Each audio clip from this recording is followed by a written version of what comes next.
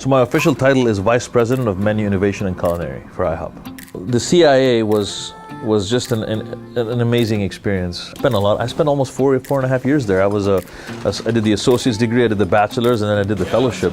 I was an RA. I was the Chief Justice of the Judiciary Board. I was the president of 2 clubs. Having that fundamental of working hard, being there on time or before, right? Putting in 100% respect. And that's really the fundamentals that you learn at the CIA.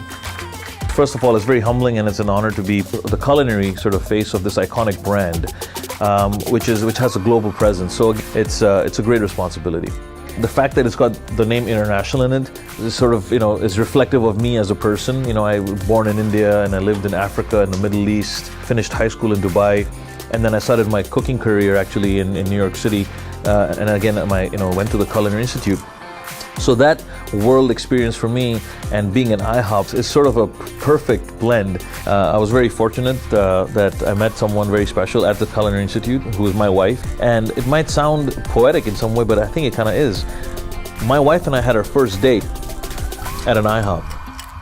My dad was a chef in his early career as well.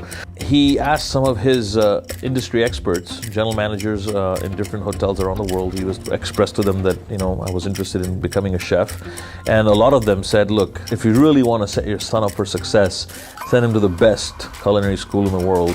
When someone mentions the CIA, usually my first thoughts are home, gratitude, excellence. I'm just amazed at what the CIA has done to propel the message of hospitality, leadership, culinary excellence within the United States and across the world. Proud to be CIA.